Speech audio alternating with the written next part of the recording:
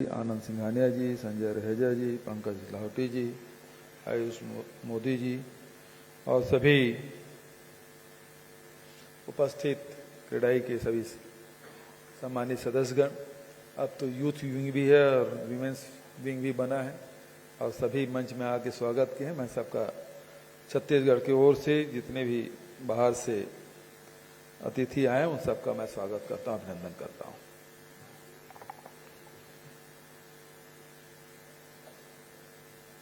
जहां समस्या है वहीं समाधान है और समस्या से मुख मोड़े तो फिर वो रोग फिर बढ़ते जाता है, समस्याएं और बड़ी हो जाती है। तो जितना जल्दी समस्या को पहचान लें तो उतने जल्दी निदान का रास्ता ढूंढें तो फिर समस्या समस्या नहीं रह जाती बल्कि वो अवसर के रूप में परिवर्तित हो जाता है। हिंदुस्तान में रियल एस्टेट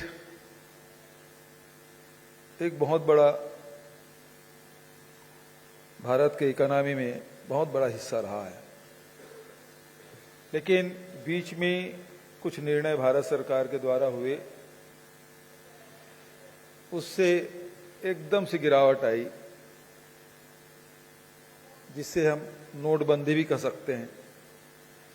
फिर जो वैश्विक महामारी आया उसमें किसी का हाथ नहीं था, लेकिन जिस प्रकार से उसका हल निकाला गया और लॉकडाउन किया गया उसके कारण से भी ये सेक्टर है। वैसे तो लॉकडाउन से बहुत सारे सेक्टर प्रभावित हुए और बहुत सारे सेक्टर अभी तक के उभर भी नहीं पाए हैं, लेकिन फिर भी हमारा भारत ऐसा देश है, वो कितने बार गिरते हैं, झुकते हैं, फिर खड़ा हो जाते हैं, फिर दौड़ना शुरू कर देते हैं। यहां भी स्थिति छत्तीसगढ़ में रियल एस्टेट में देखें कि बहुत मंदी का दौर चल रहा था। ऐसे में साथी लोग आए, चर्चा किए और इस सेक्टर को खड़ा करने के लिए जो हमने फैसले किए, जैसा कि आनंद बता भी रहा था कि अधिकारी लोग मना कर रहे थे कि 30% जो कलेक्टर गाइडलाइन है उसे रजिस्ट्री फीस कम किया जाए, तो मेरा मानना था कि इससे राज्य सरकार के राजस्व में वृद्धि होगी। लोग नहीं मान रहे थे। उसी प्रकार से जब लॉकडाउन हुआ, हम लोग बजट सत्र से निकले ही थे कि पूरे देश में लॉकडाउन हो गया। लॉकडाउन हुआ तो हम लोगों ने जिस क्षेत्र में हम लोगों ने बजट, इरिगेशन में कितना, पंचायत में कितना, परिवहन में कितना, तो अब हमने सोचा कि भाई इसमें तो कटौती करनी पड़ेगी, क्योंकि भाई खदान भी बंद है, दुकान भी बंद है, परिवहन बंद है, तो पैसा आएगा कहां से? कटौती करो। कटौती करना शुरू किए तो हमारे रजिस्ट्रार लोग भी आए, रजिस्ट्री ऑफिस वाले आए, वो भी सब लोग 30% कटौती कर रहे थे, वो भी 30% कटौती करके ले आए। और मैं बोला आप क्यों कटौती करके ले आए? बोले सब कटौती करके ले आए इसलिए हम लोग कटौती कर दिए। मैं बोला आप क्या सोचते हैं? बोले रजिस्ट्री में गिरावट आएगी। मैंने कहा मैं दूसरे प्रदेश की बात नहीं करता, लेकिन छत्तीसगढ़ में गिरावट नहीं आएगी। तो उन्होंने मुझे पूछा ऐसा क्यों कह रहे हैं सर? मैंने इसलिए कहा कि हमने किसानों के जेब में अभी भी पैसा डाला है। मनरेगा काम हम पूरे देश में नहीं चल रहा, यहां शुरू हमने किया है।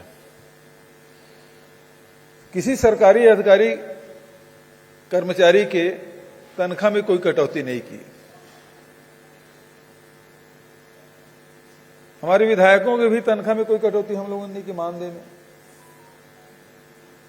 जब कटौती नहीं किए और पैसा सब जा रहा है सरकार के द्वारा, और होटल व्यवसाय भले ठप हो, लेकिन घर में जो महिलाएं हैं जो हर सप्ताह आउटिंग करने जाती हैं और होटल में पूरे परिवार के साथ खाते थे, वो तो सब बंद हो गया। मीनू सब डाउनलोड कर लिया गया है, समोसा कैसे बनाना है, कचौड़ी कैसे बनाना है, पिज्जा कैसे बनाना है। तो पैसा तो बच रहा है भाई, शादी ब्याह में किसी को जाना नहीं है, सुख दुख में जाना नहीं है, पेट्रोल भी बच रहा है, ऑफिस भी नहीं जा रहे हैं, वर्क फ्रॉम होम हो गया है। 30% कर्मचारी भरोसे हम लोग पूरे मंत्रालय चला रहे थे। तो कहीं आ नहीं रहे, कहीं जा नहीं रहे, महिलाओं का काम बढ़ गया है। और क्योंकि जो होटल में जो काम होता था वो सब काम घर में करना पड़ता है, तो वो पैसे भी बच रहे हैं। सरकार ऊपर से पैसे दे रही है तो रजिस्ट्री तो बढ़ेगा ही। और हुआ यही कि हर साल 1100 करोड़ का हमारा राजस्व था, हालांकि हमारा छोटा राज्य वो 1500 करोड़ गया, 400 करोड़ हमारा बढ़ गया। तो यदि हमने आपको 30% की छूट दी तो आप ये क्यों सोच रहे हैं कि हमने कोई एहसान किया आप पर? हमको तो 400 करोड़ का राजस्व लाभ मिला। ये तो व्यापार की बात है, हमने भी धंधा कर ली साहब आपके साथ।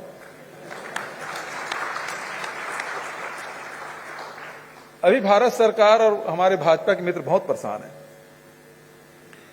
वो इसलिए परेशान है कि हमारा ये धान का कटोरा कहलाता है छत्तीसगढ़, और इसमें 55-60 लाख मीट्रिक टन धान खरीदते पिछली सरकार वो परेशान हो जाती थी राइस मिलर से। कभी बारदाने के लिए, कभी तौलाई के लिए, कभी किसान रास्ता चक्का जाम कर रहे हैं क्योंकि पैसा नहीं मिल रहा है। लेकिन इस साल हम लोग 107 लाख मीट्रिक टन धान खरीदे, और वो धान उड़ता भी नहीं था। जून में जैसे कि बारिश आ जाती है हमारे यहाँ, जून जुलाई में हैवी रेनफॉल होता है, जुलाई अगस्त में, इन दिनों भी धान खुले में पड़ा रहता था, वो जर्मिनेट हो जाता था। फिर मीडिया वाले उसे भी बढ़िया फोटो खींच खींच के मीडिया में, इलेक्ट्रॉनिक मीडिया हो, प्रिंट मीडिया हो, सब आजकल तो व्हाट्सएप यूनिवर्सिटी आ गया है तो उसमें कुछ और ज्यादा ही चल जाता है। तो उसमें हमने किया, एक दिन राइस मिलरों की बैठक मैंने की और उनसे पूछा कि ये बार बार हड़ताल करते क्यों करते हो? मिलिंग बंद कर दिए, धान उठाना बंद कर दिए, ट्रांसपोर्टिंग बंद कर दिए।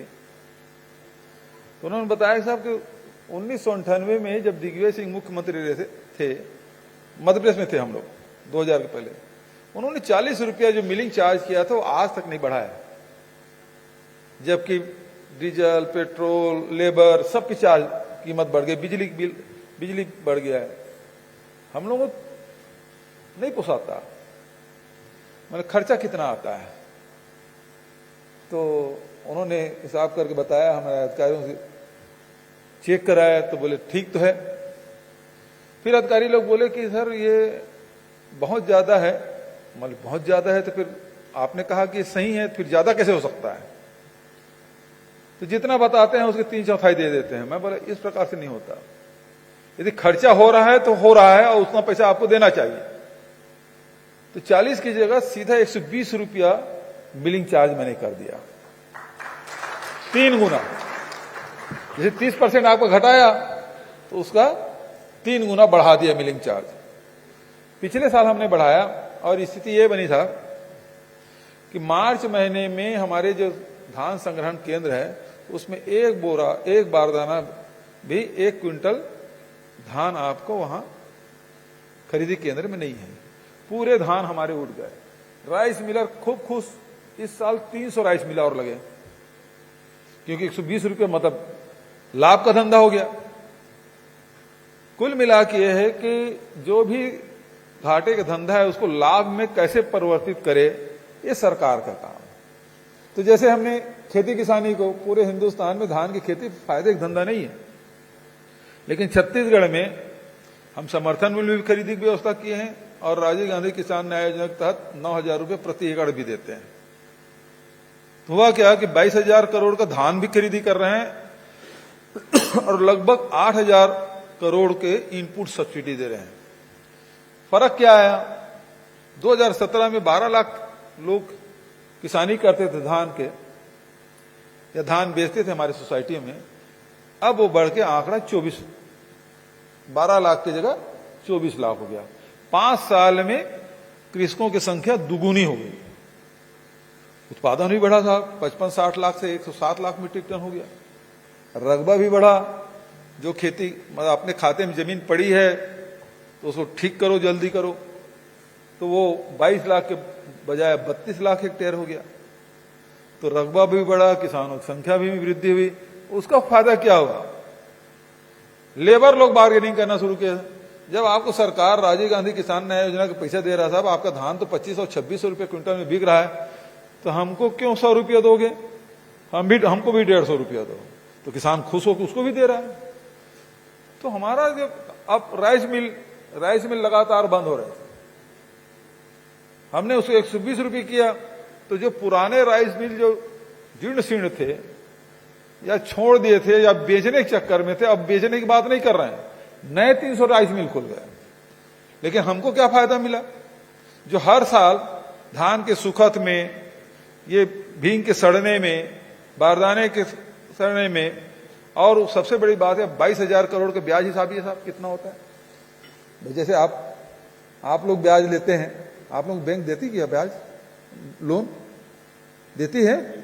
देती है, दे लेती है ना, विश्वास करती है। चलो ये अच्छी बात है।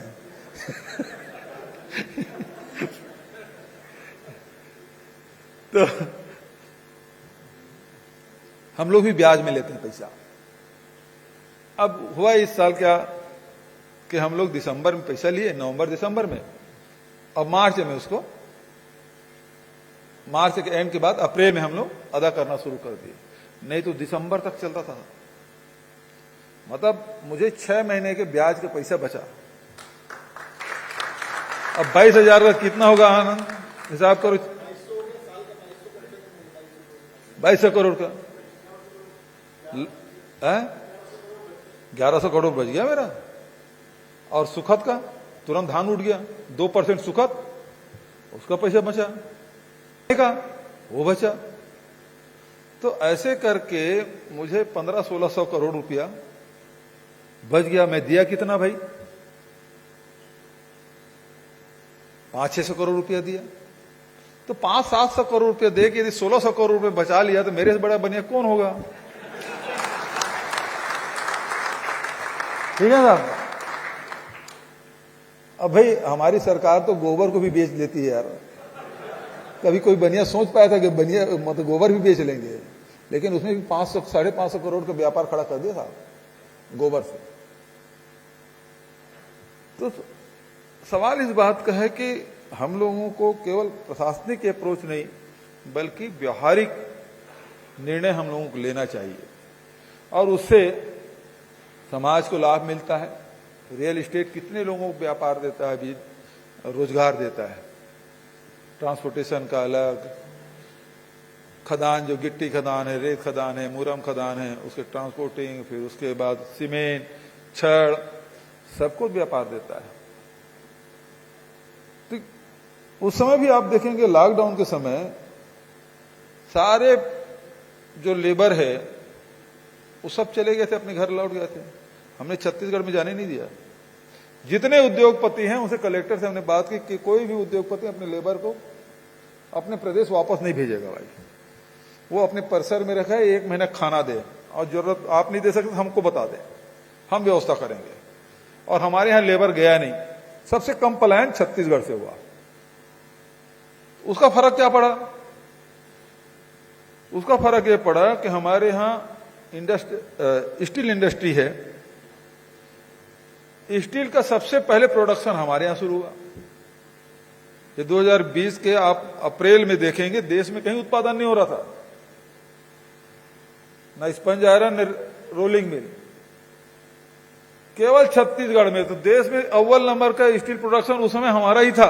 वैसे भी हम लोग बहुत आगे हैं, लेकिन उस समय कहीं नहीं हो रहा था।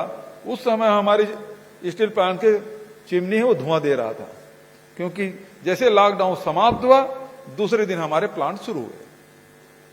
तो उससे उद्योगपतियों को भी लाभ मिला, लोगों को रोजगार मिला।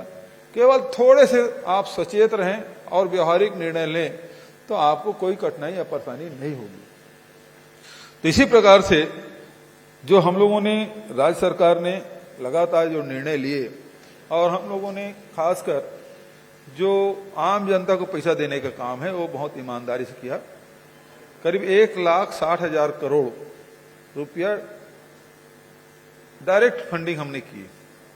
अभी कल ही 2,000 करोड़ रुपया हम लोगों ने किसानों को, मजदूरों को, युवाओं को गोधन न्याय योजना 2,055 करोड़ रुपया सीधा ट्रांसफर किया।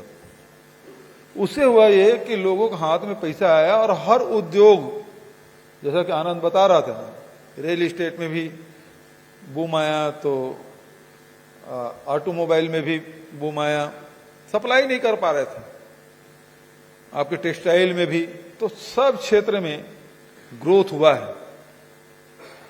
और उसके बावजूद भी हमारा जो अर्थव्यवस्था है, अभी किसी बैंक वालों ने सर्वे किया तो महाराष्ट्र के बाद सबसे बढ़िया अर्थव्यवस्था हमारे छत्तीसगढ़ का है। 3-4 दिन पहले ही वो खबर छपी है, क्योंकि पैसा घूम के तो ही आना है। जीएसटी भाई, जब सब काम चलेगा तो जीएसटी कलेक्शन तो होगा ही।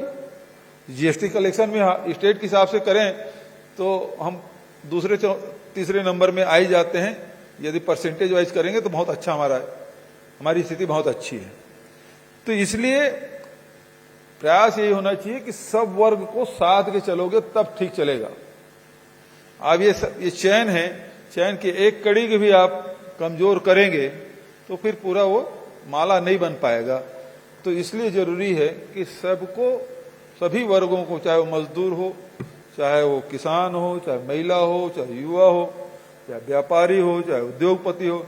मैंने तो उद्योगपति सम्मेलन में कहा कि भाई देश भर में जितने भी उद्योग नीति अच्छे सभी राज्य उद्योग नीति बनाए, आप सारे उद्योग नीति ले आए, सबसे अच्छे जो पॉइंट है दे दीजिए, मैं उसी को उद्योग नीति बना दूंगा। और वही किया भी। मैं कहीं रोड शो करने नहीं जाता था, कहीं इन्वेस्टर मीट नहीं करता। मेरे जो उद्योगपति छत्तीसगढ़ के वही मेरे एम्बेसडर हैं, वही प्रचार कर लेते हैं सबसे बढ़िया नीति है और सबसे बढ़िया आज उद्योग लग रहे, बताने की जरूरत नहीं। उसी प्रकार से जितने हमारे रियल एस्टेट की बात कहें, चाहे हमारे चेंबर ऑफ कॉमर्स के, वो लोग 9 मांग के साहब मैं 10वां घोषणा करके आया। 9 तो किया है, 10वां घोषणा करके अपने तरफ से घोषणा करके आया। और इसलिए बड़े उत्साहित हैं। जो सबसे बड़े एशिया का जो हमारा होलसेल कॉरिडोर जो बनने वाला है, अब मैंने उसको डेट भी दे दिया, 5 सितंबर तक के आपकी पूरी तैयारी होनी चाहिए। मैं 6 सितंबर 7 सितंबर किसी दिन भी भूमि पूजन करने आऊंगा, वो डेट दे दिया, चाहे एरो सिटी की बात हो चाहे उसके बात हो। तो आप एक निश्चित सीमा तय करके आप काम करेंगे तो निश्चित रूप से उसका रिजल्ट भी आता है। अभी 2-3 मांगे हमारे आनंद जी ने कर दी है। और पंचायत में भी सेम रूल होना चाहिए जो EWS और LIG का रूल है। तो उसमें पिछले समय हम लोग बात किए थे, तो शायद कुछ उसमें मतांतर है पंचायत विभाग और इसमें, तो उसको सॉर्ट आउट कर लेते हैं, एग्जामिन कर लेते हैं। और कोलोनाइजर लाइसेंस के बारे में तो पहली बार आपने कहा भाई इसको खत्म होना चाहिए, तो जितना लाइसेंस वाला काम तो खत्म हो जाए तो ज्यादा अच्छा है। लेकिन अब उसको भी मैं, पहली बार आप मुझे बोले हो, मैं इसको भी एग्जामिन कर लेता हूं। और तीसरा चीज ज्वाइंट वेंचर, ये भी पहली बार आपने बताया। इस तीनों को मैं एग्जामिन कर लेता हूं और संभव होगा तो निश्चित रूप से इस दिशा में हम लोग आगे बढ़ेंगे। तो इन्हीं शब्दों के साथ आप सब ने यहां आए, छत्तीसगढ़ में आए, सबका स्वागत करते हुए यहां के साथियों का भी मैं स्वागत और अभिनंदन करता हूं। और क्योंकि अब हमारे सरकार के भी 5 साल पूरा होने वाला है, अब 1-8 महीने बाद, 1.5 महीने बाद आचार संहिता भी लग जाएगा, हम लोग दूसरे काम में लग जाएंगे, जनता के भी बीच में जाएंगे और आप लोगों के पास भी आएंगे। तो हम लोग अभी से वोट मांग लेते हैं, क्यों गौर भाई? वोट मांगने का काम शुरुआत कर लेते हैं, है ना? तो आप सबका हृदय से धन्यवाद। जय हिंद, जय छत्तीसगढ़।